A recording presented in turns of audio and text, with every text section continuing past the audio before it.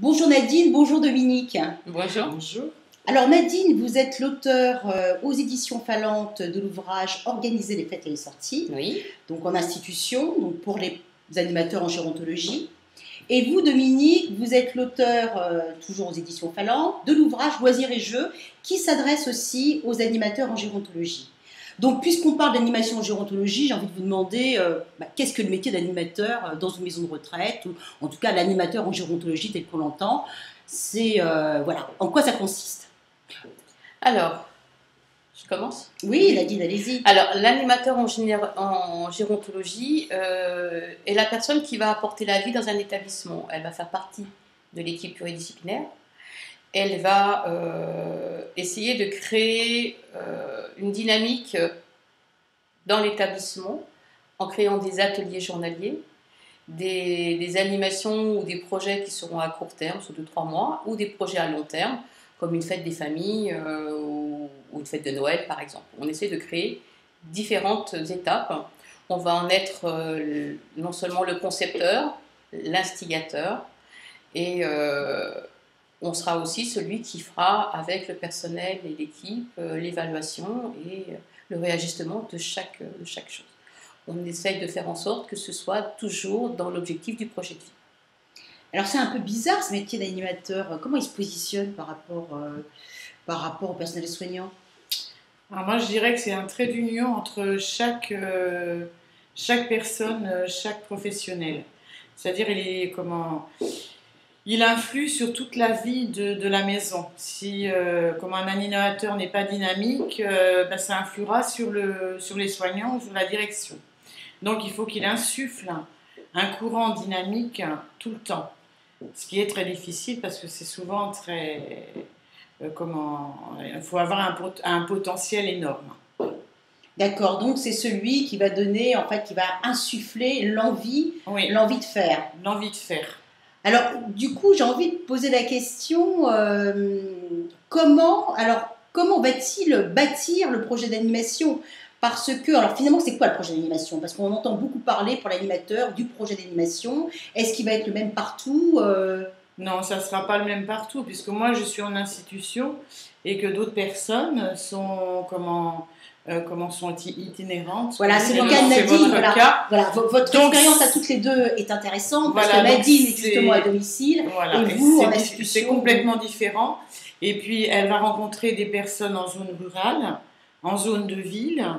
Moi, je rencontre des personnes qui sont en zone ville, mais de par mon expérience, qui sont en zone, zone très cultivée, où il y a un milieu socio-culturel qui est très élevé. Donc, on ne fera pas les mêmes animations pour les mêmes personnes.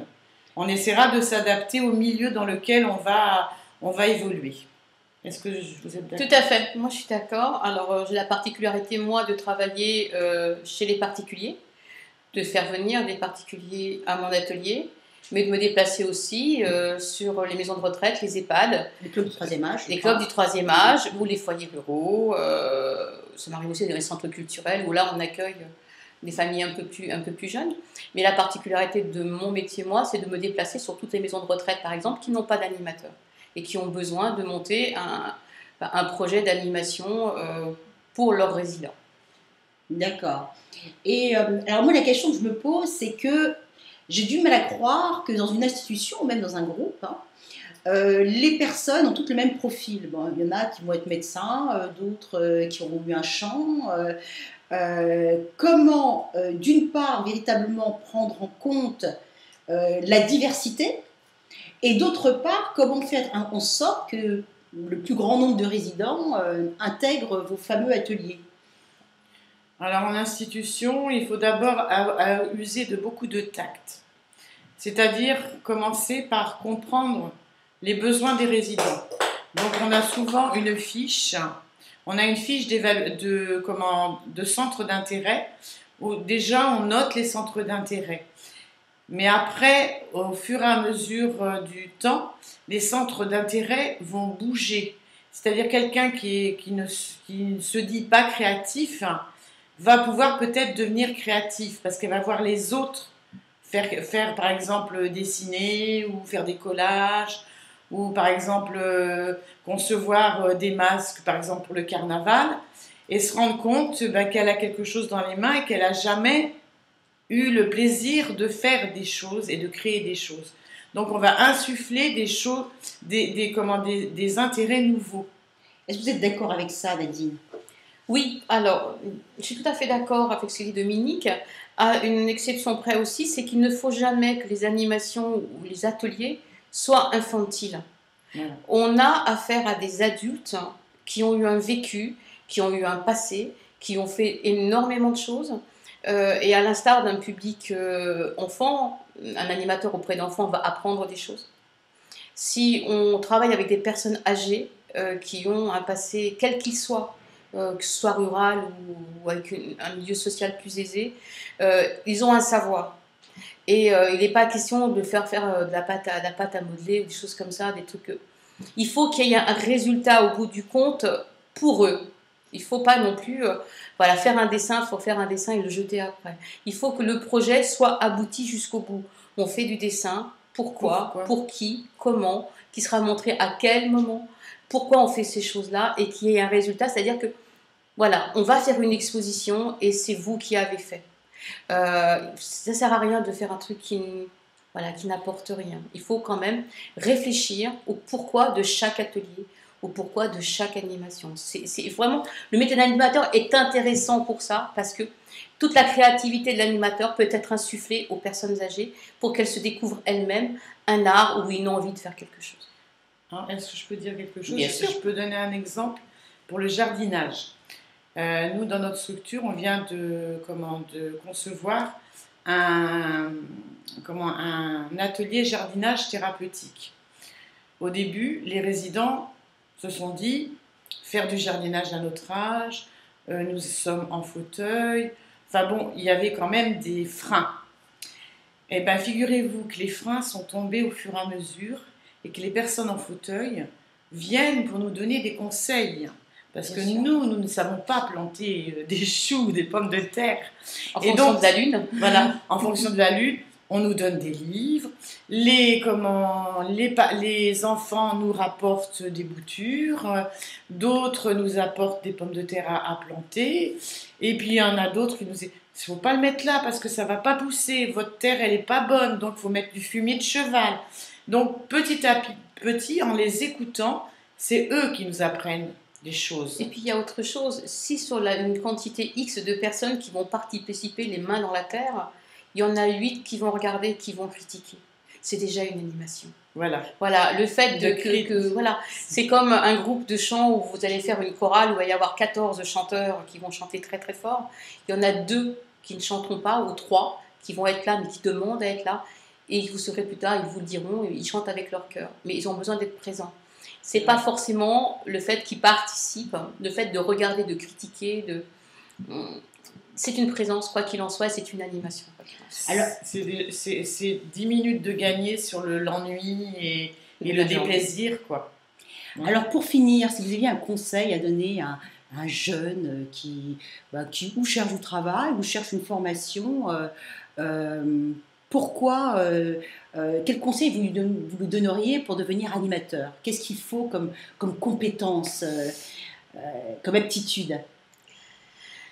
Alors déjà, moi je dirais qu'un animateur qui cherche, en général, qui cherche un emploi dans cette branche, va automatiquement se tourner vers les enfants. La question qui se pose, c'est comment faire qu'un animateur soit passionné par de gérontologie, par le 3e âge, 4e âge, tout ce que vous voulez.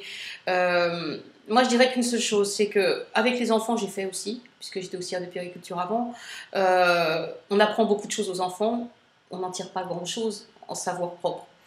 Une personne âgée va apprendre avec un vrai bonheur, il y a un échange, et en plus, vous allez apprendre des choses que vous n'auriez même pas trouvées dans un dictionnaire. C'est enrichissant dans les deux sens. Et il y a une vaste possibilité de les faire agir et interagir. Et un animateur qui est un peu créatif, avec beaucoup de patience, qui ne s'arrête pas à l'image que renvoie à la personne âgée, parce que parfois ça peut être un petit peu dur, peut donner une dynamique hyper importante dans une maison de retraite. Et je pense que la réussite, c'est de se dire, les gens âgés de l'extérieur viennent facilement à une animation dans la maison de retraite. Là, l'animateur a gagné son pari. C'est-à-dire que les gens rentrent dans la maison de retraite pour y vivre, et non pas pour y mourir. Et Voilà. vous, Dominique? C'est ce que je voulais dire aussi. C'est-à-dire que c'est insuffler de la vie, mais continuer à vivre et faire participer les familles, le personnel. Les familles, comment on peut s'appuyer sur certaines familles. Il y en a beaucoup qui critiquent, mais il y en a beaucoup aussi qui aident et qui insufflent des nouvelles choses dans les maisons. Donc, il faut être patient, il faut communiquer, il faut parler, il faut aider, mais il faut beaucoup de patience. Et puis, c'est un travail de fond. Et puis, il faut savoir se renouveler. Se renouveler, voilà, oui. Voilà, je pense que se renouveler est important. C'est pour ça que les éditions Falante, par exemple, proposent nos expériences aux autres animateurs. L'animateur est souvent un peu seul. Au bout d'un moment, lorsqu'un programme d'animation a été fait, on a tendance à le faire perdurer, non seulement dans le mois, dans l'année, dans les années à venir. Les gens ont changé, il y a de nouvelles personnes, et si l'animateur ne se renouvelle pas, l'animation va finir par péricliter. L'intérêt d'avoir des fiches et des aides, c'est de dire, voilà, j'ai peut-être une idée, je ne sais pas la mettre en place, eh bien, voilà, j'ai un support. C'est dans cette optique-là que nous avons travaillé sur ces fiches. Et puis, c'est de se dire aussi, eh bien, créons un réseau. Il y a peut-être un endroit où les animateurs qui ont des difficultés peuvent discuter avec d'autres animateurs. Et puis, même de prendre une fiche, tiens, je veux faire une fête, je veux organiser une animation. Je vais prendre quelques idées, mais je vais les mettre à ma sauce. Voilà, les sauces de mon s'enrichir établissement, de l'expérience de s'enrichir l'autre, de l'expérience adapter. de la nôtre, par exemple, mais toujours d'y mettre sa patte, parce que chaque maison de retraite et chaque résident qui y habite ne sera jamais les mêmes. Il n'y aura pas la même population nulle part. Ça s'est créé autour d'une directrice, autour d'un animateur, autour d'un personnel. Les gens se sont moulés à l'établissement dans lequel ils vivent, et l'animateur est là. De l'établissement. Voilà, Oui, l'animateur est là oui. pour cette petite étincelle, et ben, on est juste une petite aide.